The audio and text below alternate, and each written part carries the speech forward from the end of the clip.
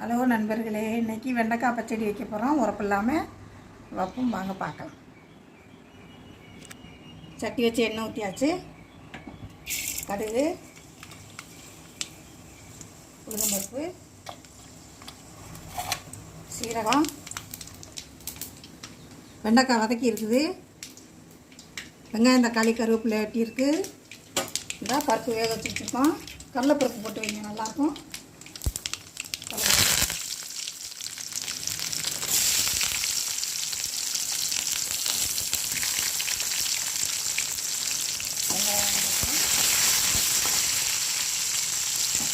போடுறதுக்கு சீரகத்தூள், சோம்புத்தூள், மஞ்சத்தூள், வேறு ஒன்றும் வேண்டாம்.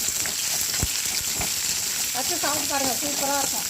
காரம் வேணும்னா மிளகாத்தூள், பச்சை மிளகா போட்டுக்கலாம். நாங்கள் காரம் இல்லாமல் சாப்பிட்றதுனால காரம் போடல. நீங்கள் வேணும்னா மிளகாத்தூள் கொஞ்சம், பச்சை மிளகா ஒன்று போட்டுக்கோங்க, நல்லாயிருக்கும்.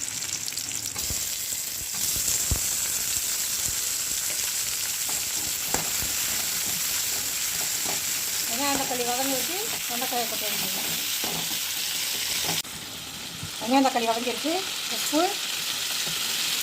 சீரகத்தூள், மஞ்சத்தூள், சோம்புத்தூள், வெண்டைக்காய் வதக்கி வச்சது,